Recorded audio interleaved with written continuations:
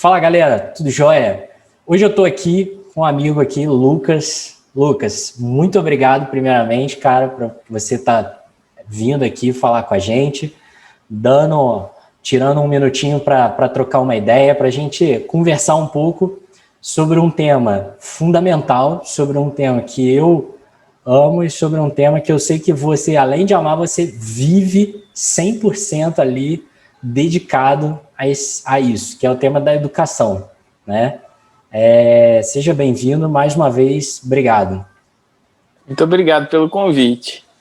Então, só para a gente fazer uma apresentação do Lucas, o Lucas ele é graduado em Química pela Universidade de Taubaté e graduado em Ciências Biológicas pela Fundação Educacional Rosemar Pimentel, é mestre em Ciências mestre em Ensino de Ciências, pelo Instituto Federal de Educação, Ciência e Tecnologia do Rio de Janeiro, e doutorando também pela mesma instituição em Ensino de Ciências. É professor de Ciências da Prefeitura Municipal de Volta Redonda, professor de Ciências da Prefeitura Municipal de Barra Mansa, onde também é articulador de ciências. Atua nas áreas de História da Ciência no ensino, experimentação e Química no ensino fundamental. E é autor do livro Lavoisier na Sala de Aula, uma sequência didática envolvendo o cientista e a experimentação investigativa.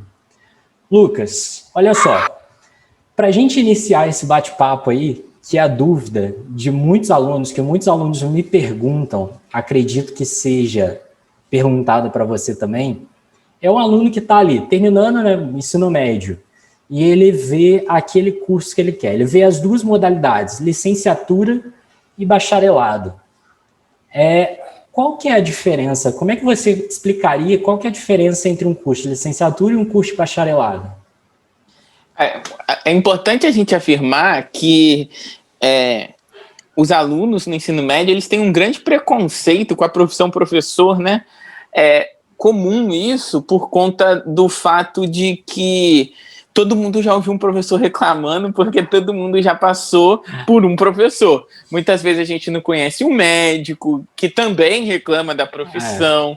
Muitas vezes a gente não conhece um engenheiro que também reclama da profissão. Mas voltando para a sua pergunta, a grande diferença que seria essa: o licenciado ele parte para o ensino, ele vai para a sala de aula ensinar muitas vezes aqui dentro do nosso pressuposto das ciências, física, biologia ou química. O bacharel ele já vai para a área da pesquisa, se tornar pesquisador, se tornar o chamado cientista. Só que o aluno de ensino médio ele precisa entender de que a desvalorização do pesquisador no Brasil está imensa. A desvalorização do pesquisador é tão grande, que, se eu não me engano, eu não tenho esse dado concreto, mas se não me engano, são 6 anos sem reajuste e uma bolsa de pesquisa, uma bolsa de pós-graduação pela CAPES não sustenta ninguém. É diferente do que a gente vê essa questão da área de educação. A área de licenciatura, a área de educação, ela tem uma amplitude de emprego maior. Porque como o ensino ele foi universalizado, ou seja, ensino para todos, obviamente eu preciso de mais professores. Com mais professores, então eu consigo perceber isso. Então, assim, a licenciatura ele tem seus prós e contras, mas o bacharelado, a gente precisa prestar um pouco de atenção nele pelo fato da localidade onde se está. Tem instituição de pesquisa perto? Boa. Eu consigo bolsa porque alguém precisa me financiar. Quem vai me financiar? Eu não estou afim de casar, não estou afim de ter uma casa, não estou afim de constituir família, estou afim de abalar na pesquisa. Tudo bem, mas você tem uma instituição de pesquisa próxima? Não tem? Então, isso precisa ficar claro. O pesquisador, a gente precisa tirar aquela ideia de cientista que fez uma grande descoberta, inventou uma patente e ficou rico. Isso é um caso ou outro. O pesquisador já vai ser algo bem diferente em relação àquilo. Tanto que os principais pesquisadores, como a gente não foge da licenciatura, né, puxando por um lado que eu acho que é muito necessário, Os principais pesquisadores que a gente vê hoje em dia estão dentro de universidades federais, institutos de ensino superior, e além de ser pesquisadores, eles também são professores. Tanto que a necessidade de licenciatura, fazendo aí um cartaz para essa área, é tão grande, que recentemente eu fiquei sabendo que na instituição onde eu faço doutorado, o governo exigiu que aqueles que não fossem licenciados fizessem uma prova com banca para provar que sabiam dar aula. Então, cada vez mais, a aula ela se torna saber passar, saber ensinar, ela se torna relevante, até mesmo dentro da área da pesquisa. Porque se a gente dizer em relação ao negacionismo que existe hoje, isso é uma grande falha, e é uma grande falha que a gente pode acreditar para o bacharel, porque para o pessoal que faz pesquisa. E uma das formas que a gente pode entender em relação a isso é o seguinte: muitas vezes o bacharel teve a impressão que ele não precisava ensinar e ficou dentro de uma universidade, dentro de uma instituição de pesquisa separada. No final das contas, veio um Zé Ninguém, alguém com ensino médio completo, e explicou um assunto que a sociedade, de um modo geral, não entendeu, porque não era interesse dos pesquisadores da época, e daí surge o negacionismo, a terra plana, a vacina, né, os antivacinas. Por quê? É a distância da sociedade com a ciência. Então, quer seja bacharel, quer seja licenciado, há de se ter um compromisso com o ensino, se você quer entrar na área de ciências. Hoje, a grande discussão no Congresso de Ensino, que eu participo, e aí eu posso trazer o Seminário de História da Ciência e Tecnologia. Repare, não é nada do nome de ensino. É como levar o periódico científico para a rede social. Como conversar com a sociedade. Isso tudo é atribuição que o professor treina. E aí, Felipe, para encerrar a resposta, eu queria contar um pouco do que eu tive com os meus estagiários da USP. Esse ano, por conta do ensino remoto, eu recebi 3 estagiários da USP. Eles não podem vir em volta redonda. Eles não podem vir em volta redonda ter estágio, mas online não há distância que nos pare. E aí eles eram bacharéis formados que ingressaram em seguida na licenciatura por conta da falta de oportunidade na pesquisa que no Brasil vem se afunilando tanto. Se você quer ser pesquisador, faça bacharel, mas também faça licenciatura, porque a gente precisa mudar a cabeça da sociedade, porque a gente precisa estar em sala de aula, para que, se você quiser ser um pesquisador, você possa continuar indo nessa área que você tanto quer, porque se você for sozinho, os seus meios econômicos ficaram prejudicados. E você falou alguns pontos aí que eu acho até bacana mencionar, principalmente para a galera que é o público-alvo desse bate-papo. Primeiro, saber a sua região, o seu entorno e o seu objetivo. Vou citar o exemplo de um aluno que uma vez me falou: não, eu quero fazer faculdade, quero continuar por aqui mesmo, eu não quero separar da minha mãe, dos meus pais e minha família. Até aí, tranquilo. E aí, coisa de algumas semanas depois, ele tinha me falado, ele gostava de biologia, coisa e tal, que estava pensando em fazer biologia marinha, né? E fazer biologia e ir para a área de biologia marinha. Para quem não sabe, a gente mora numa cidade que não é uma cidade litorânea, não tem mar aqui. Eu falei: olha, se você tá ótimo, eu acho super bacana biologia marinha, mas se você vai ter que sair daqui para você trabalhar, se você quer realmente trabalhar direto no mar, e você já havia me falado há pouco tempo, e ele, acho que ele não tinha se ligado nisso. É óbvio, parece óbvio, mas às vezes a pessoa ela não analisa a situação ao redor. E eu acho isso muito importante, essa colocação aí. É muito importante também a gente entender, Felipe, que a faculdade privada, principalmente as privadas, né, mas as públicas em menor grau, mas a faculdade privada ela vai lançar em cima, provavelmente, de uma moda ou de algo interessante para vender o curso. É. E aí, o que acontece? Essa venda de curso é quando você vai lá e adere. Então, se há uma moda na rede social para biologia marinha, se há uma moda na rede social para engenharia de petróleo, ou na mídia, a própria mídia, que diz muito assim, olha, petróleo está dando dinheiro, olha como é legal biologia marinha. A gente precisa saber separar qual que é a característica econômica da nossa região, aonde eu vou me empregar mediante a isso. E aí eu coloco a minha experiência de vida em relação a que eu iniciei um bacharelado em uma faculdade da região que tinha como ênfase a biotecnologia. Foi muito legal, todo mundo animou, porque a coordenadora prometeu o salário de 10 mil. Olha, vocês vão fazer bacharelado em biotecnologia, né? Bacharelado em biologia, com ênfase em biotecnologia, e vão ganhar 10 mil. Aí eu pensei assim, bom, aonde eu vou trabalhar em biotecnologia? Eu perguntei para ela. Aí ela falou assim para mim, no centro-oeste brasileiro, com a soja, por exemplo.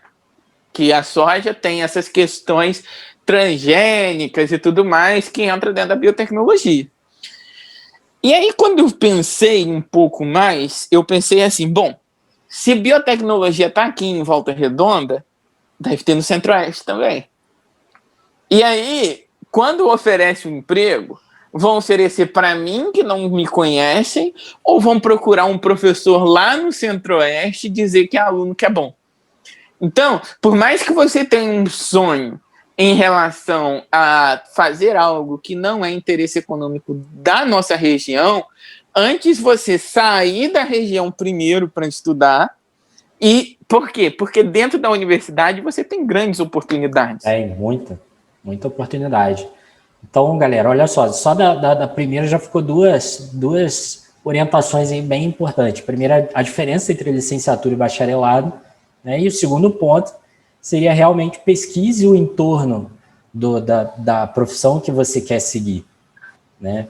E você estava até falando sobre esse ponto também da licenciatura, da importância do professor e de saber comunicar. E quando que você soube ali, quando que você viu, cara, é isso, eu quero dar aula? Quando eu percebi que eu precisava de emprego. Assim, eu sempre admirei professores. A gente, infelizmente, começa dentro de uma aula, quando começa dentro de uma área, né? Eu quero ser professor porque eu admiro o professor fulano de tal. Isso é um erro. Porque a gente devia ter um curso de ensino bem forte, onde o professor ele fosse um mero detalhe. O professor ele precisava ser um detalhe. Então, muitas vezes a gente gosta de biologia, a gente gosta de química, a gente gosta de física, porque o professor é legal, mas a gente não conhece de verdade a área do conhecimento. E se aí entra a grande reverência que o professor tem que ter com o aluno. Se nós não termos cuidado com a nossa empatia, com o nosso carisma, e quando que a gente chega no aluno, a gente mata a vontade de um aluno que muitas vezes nasceu com vocação para nossa área do conhecimento. Por quê? Porque eu não ensino direito, porque eu brigo com o aluno, porque eu faço certas coisas que a minha empatia com ele quebra. Mas você já teve aluno que te odiou? Claro, tive. Você já teve aluno que você brigou demais? Muitos. Só que isso serve de aprendizado pessoal e desenvolvimento dentro da profissão. Só que hoje eu consigo compreender a responsabilidade que eu tenho. Você pode matar uma carreira dentro de uma profissão por conta do quanto você, às vezes, colocou o seu lado pessoal antes do profissional. O professor hoje ele tem muita dificuldade de separar isso, de ser um professor por profissão. Professor por profissão não é um professor frio. Professor por profissão é aquele que entende o que um professor tem que fazer.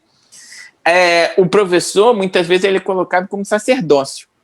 Mas eu não entendo assim. A gente tem várias técnicas, a gente tem várias metodologias para serem aplicadas, inclusive para sermos pesquisadores. Nós precisamos aprender, como sendo professores, de sermos pesquisadores em sala de aula, onde a gente tem metodologias ativas para serem aplicadas ou não, onde a gente tem certas áreas para serem aplicadas ou não, e assim fortalecer uma área do conhecimento, fortalecer uma área regional, e quando a gente fortalece essa área dentro da região, a gente consegue, vamos dizer assim, encaminhar uma região para uma força maior. A escola não resolve nada, isso é verdade. Mas muita coisa boa que acontece na sociedade começa na escola, começa dentro de sala. Então, assim, não é que a gente vai entrar na escola e vai sair alguém maravilhoso, maravilhado, alguém pronto. Não, obviamente que não. Mas, com certeza, a fagulha que vai fazer o fogo funcionar é por aí. Quando eu iniciei essa questão de ser professor, eu queria sempre ser professor por conta de que era uma região segura para mim. Como assim uma região segura? Era a minha zona de conforto. Porque eu sempre fui de escola pública, eu sabia o que um professor tinha que fazer. Mas eu não sabia o que o engenheiro tinha que fazer, que eu nunca vi um engenheiro trabalhar, eu não sabia o que o médico tinha que fazer. E na época que eu escolhi a faculdade, eu estava muito inseguro. Era o momento em que eu queria me colocar na sociedade. Então a escolha do professor foi por isso. Inicialmente meu pai não deixou, mas depois eu o convenci e me transferi de uma universidade para outra. Saí do bacharel e fui para a licenciatura. Coisa muito rara na época. Coisa muito rara dentro desse sentido. Por isso que o meu discurso é muito esse, que a gente não tem a dimensão real do que é ser professor. A gente fica muitas vezes escutando certas coisas, como eu escutava no meu estágio. Olha, você vai entrar nessa profissão mesmo? Tem certeza? Vai fazer outra coisa e tal. É muito difícil. Mas eu tinha muita certeza do que eu queria fazer, porque eu sabia que quando eu saísse da faculdade e entrasse na sociedade, não é fácil se colocar. O mais difícil não é escolher a profissão, o mais difícil é arrumar um emprego. É alguém que chega para você e fala, ó, toma aqui a sua chance. Ainda mais quando você não tem ninguém para te indicar. Eu acho que o que você falou foi até o que já falaram em outras entrevistas também. Todo mundo que se destaca, né, ele lutou contra esse zoom de alguém falar assim, olha, você vai fazer isso? Ah, isso não vai dar certo. Isso não tem emprego, ou isso é ruim, entendeu? Ou isso não dá muito dinheiro. Eu acho que um dos maiores erros é isso aí, né? Você julgar, todo mundo querer ficar milionário. Não que isso seja errado, mas fazer tudo pensando nisso. Ah, não, eu gosto de tal profissão, mas tal profissão ali não dá... Tipo, não vou sair da faculdade rico. Difícil hoje que dá, mas só para a gente exemplificar aqui, né? Então... Porque o que dá mais dinheiro hoje, se você for pensar seriamente, é rede social. Você pode fazer qualquer coisa em rede social, principalmente para o lado estético. Faculdade não dá dinheiro. Fazer faculdade não dá dinheiro. A rede social hoje, principalmente no pós-pandemia, ela começou a dar dinheiro muito mais do que, vamos dizer assim, o médico. O médico ganha dinheiro? Óbvio que não ganha. O médico, ele é tão sofrido no sentido dentro da área dele, quanto a gente observa do professor. Quando a gente observa do policial e por aí vai. Ah, mas eu conheço um médico que ganhou muito dinheiro. Eu também conheço um jogador de futebol que ganhou muito dinheiro. Mas é um, com milhares embaixo. E isso é uma coisa que muito me preocupa, assim, qual que é o impacto. E aí, já pegando o gancho nessa rede social, né, porque antes a gente tinha isso, mas a gente não vivia, pelo menos quando a gente era adolescente, não tinha essa exposição à ostentação, como é hoje. Tinha essa pressão, mas eu lutei para ir para o que eu queria seguir, você também, tem vários outros conhecidos, colegas que também lutaram, mas acho que essa exposição na rede social para ostentação era menor. Hoje a gente tem esse risco da ostentação na rede social, que ninguém expõe lá, olha, eu tô no Instagram, por exemplo, né? Ninguém expõe no Instagram, não fica, eu tô depressivo, hoje eu fiz uma coisa que foi horrível, meu dia no trabalho hoje eu fiz cagada, não foi do jeito que eu queria. Todo mundo posta o que deu certo. Né? E eu acho que muitos adolescentes hoje se cobram isso também. Né? Se cobram não só dessa exposição, mas se cobram. E depois? E o mercado? Como é que vai ser o mercado depois que eu for trabalhar? Como é que você vê isso? Assim, eu acho que o adolescente ele precisa compreender um pouquinho que a rede social não é a vida real. Eu acho que começa muito dentro desse ponto. Assim, é verdade, ninguém posta quando tá deprimido, porque isso não gera curtida, porque ninguém quer saber, mas não quer dizer que aquela pessoa que sempre posta nunca está deprimido. E ele precisa entender em relação a essa questão da competição que o mundo estabelece. Tem momento que você vai competir, não tem jeito. Mas tem momento que você pode se retirar dentro dessa competição porque você pensa que aquilo não é para você, que você não está afim de competir, que você é mais você, e tem hora que você tem que chegar e fazer alguma coisa dentro desse sentido. A gente não deve nunca se comparar ao outro, né? Acho que a gente deve se comparar, se for para se comparar com alguém, é com nós mesmos, para buscar melhor em nós. Sobre até o mercado, aproveitando aí sobre a gente falando mercado de trabalho, como que você vê o mercado de trabalho futuramente, com a gente tendo novas tecnologias, ensino digital, ensino à distância? Como é que você vê isso?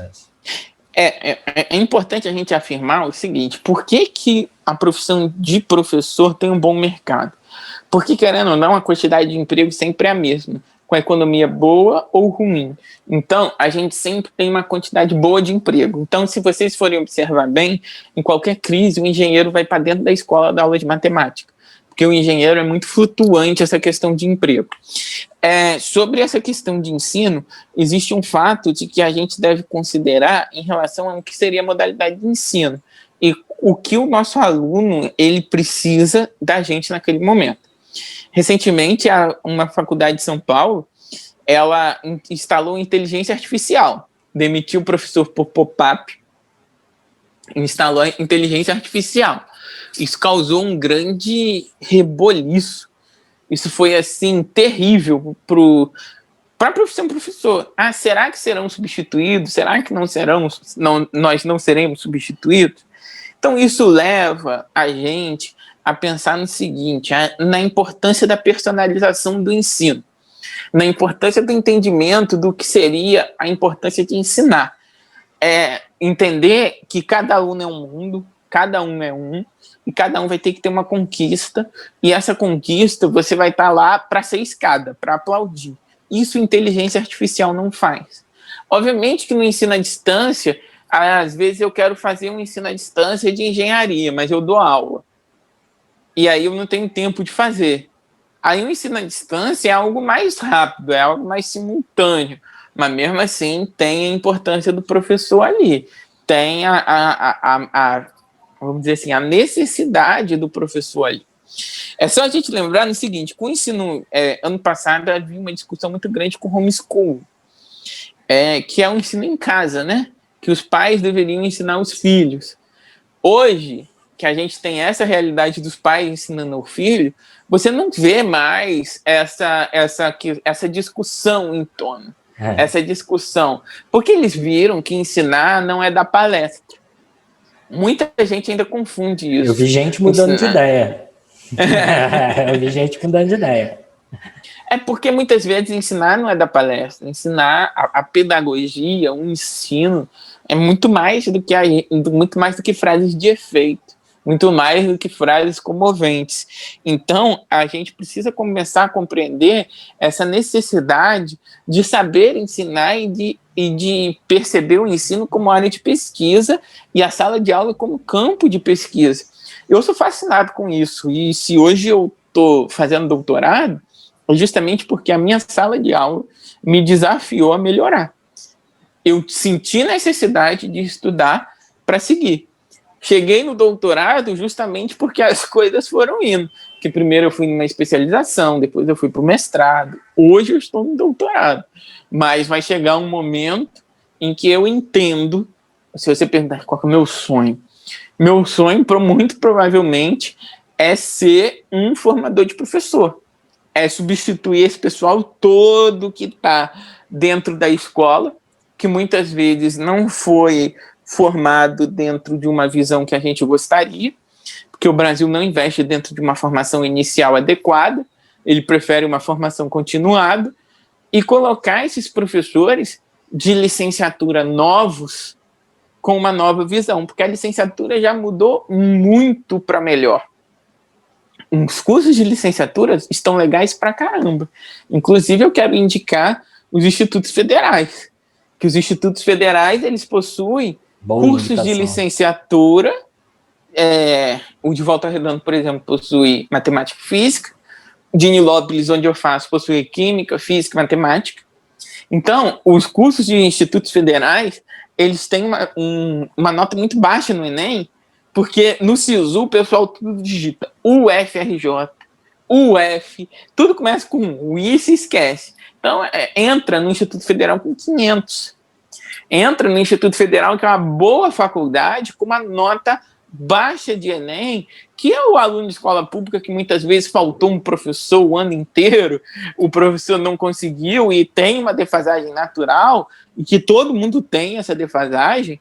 Eu sou de colégio estadual e municipal e tenho as defasagens do ensino público, mas não quer dizer que a gente não consiga entrar dentro de uma universidade pública, de um instituto federal, ou então dentro de uma universidade particular também. Isso não tem, assim, demérito nenhum.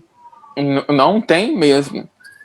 Cara, essa fala sua também bate é até bom que o pessoal vê que, assim, que é um consenso, mas não automático.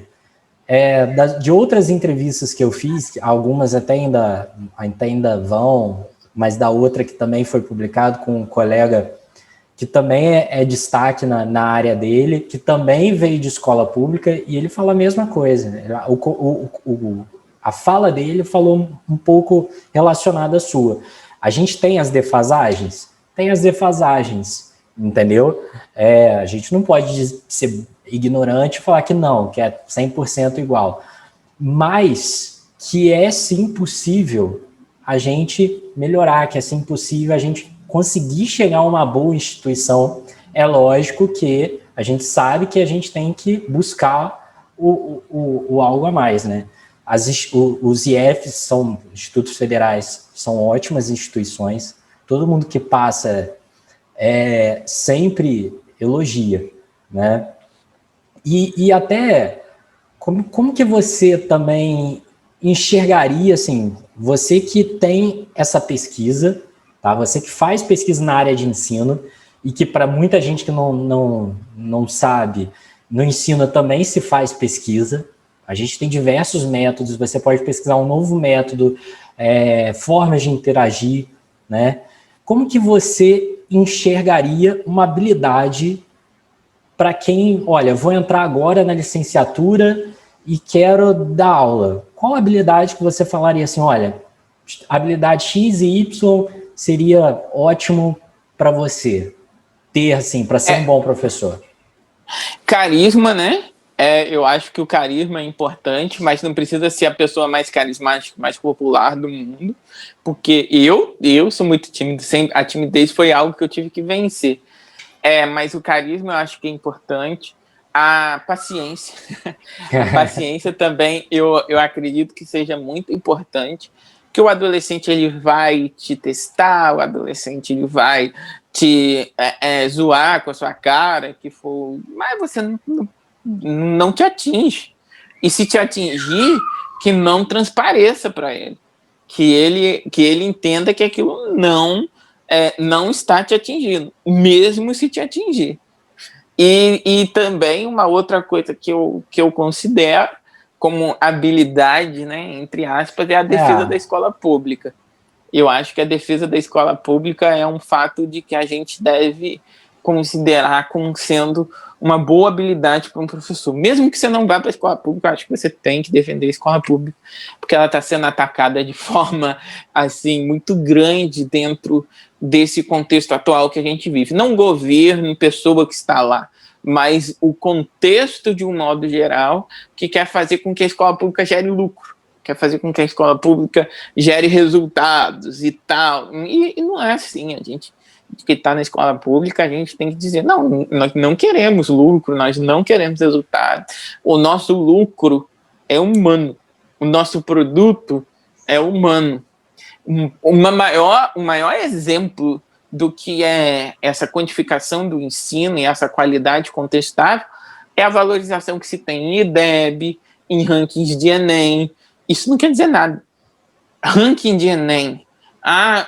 Eu estou na escola que foi primeira do Enem e não consegui passar. Vou dar um tiro na minha cabeça. Não, nada disso.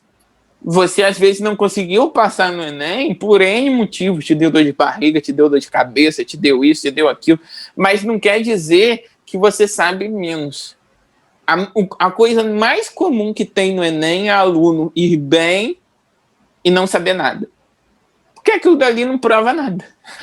Aluno que responde Enem, faz uma prova e tem um bom resultado, é um fator muito maior do que o saber.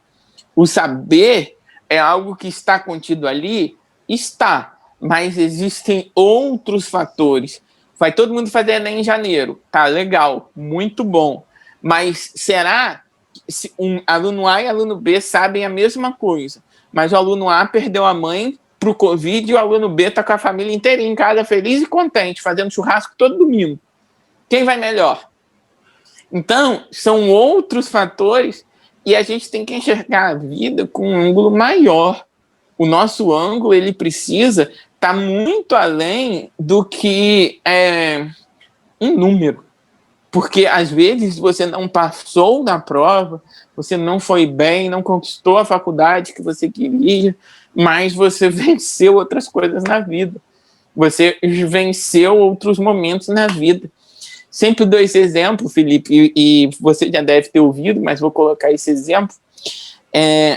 Um pai médico que passa a filha na medicina num assalto social nenhum.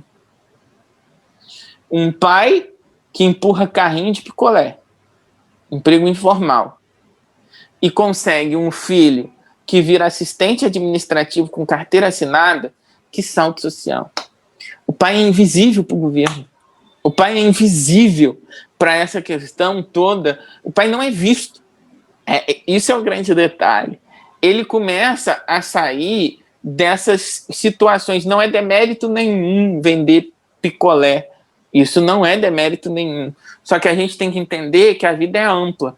O pai que vende picolé, o emprego informal, muitas vezes não tem o INSS, não tem o fundo de garantia, não tem certos direitos que muitas vezes podem fazer falta. Então, quando o aluno entra na escola e sai com essa certeza, é um salto social imenso.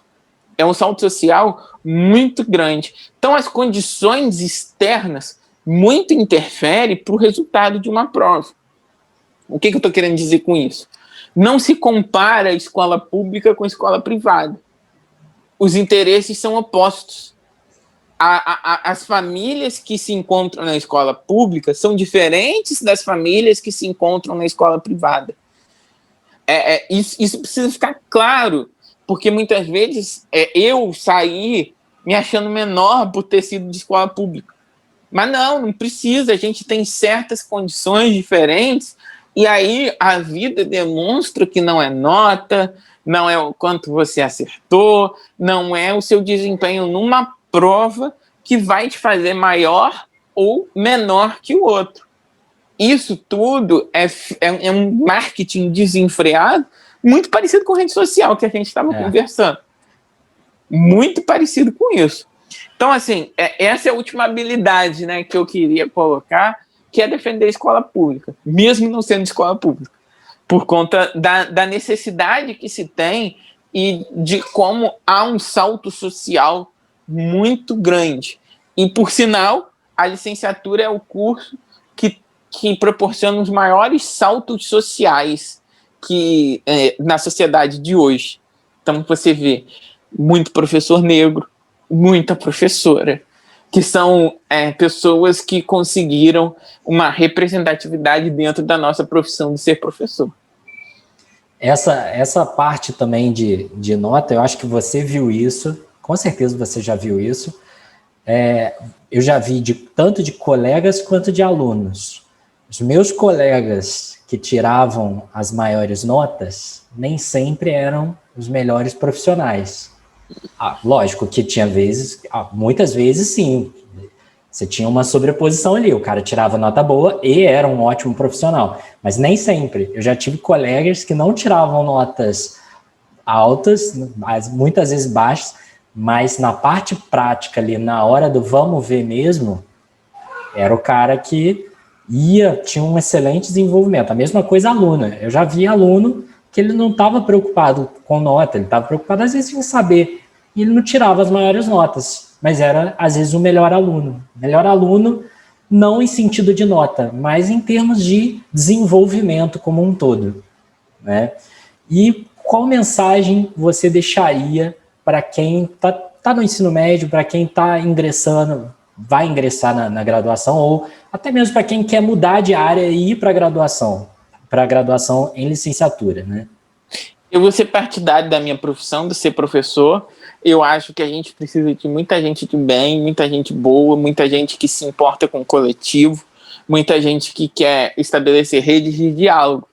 Então, não ouça aqueles que estão frustrados e sem expectativa, que muitas vezes você tem como professor de sala de aula. Tente entender a profissão como um todo e enxergar a importância e o protagonismo que você vai exercer dentro da sociedade. Para quem quer conhecer mais do seu trabalho, para quem quer conhecer do seu livro, como é que faz para te acompanhar ou conhecer o seu livro? Como é que faz? Felipe, pode entrar em contato comigo. No meu Instagram tem lá um Linktree que vai dar direto no meu WhatsApp. Pode entrar em contato em relação a isso. O livro é um livro de uma sequência didática que passa para o 9º e para o 1º ano, mas não quer dizer que às vezes você pode adquirir o livro e adaptar, né, a ideia em outro cientista, em outras coisas, dentro dessas questões, mas eu me coloco à disposição, inclusive, para esclarecer outras dúvidas e fazer uma rede de diálogo. Eu acho muito interessante fazer redes de diálogo. Redes de diálogos onde a gente supera o isolamento de sala de aula, a gente supera o isolamento da profissão. O professor, muitas vezes, ele se sente sozinho. Então, assim, pode entrar em contato comigo sem problema nenhum. Tá ótimo. E o Instagram, posso deixar na descrição? Pode, claro. Tá ótimo, então, Lucas. Olha só, mais uma vez, cara, muito obrigado. Admiro muito seu trabalho, admiro muito você como profissional. E para mim, na hora que falaram licenciatura ou surgiu esse tema, falei, cara, tem que ser o Lucas para vir falar. Beleza? Ótimo. Abração, Lucas. Um abraço, Felipe. Valeu, obrigado. Valeu, nada, eu que agradeço, cara.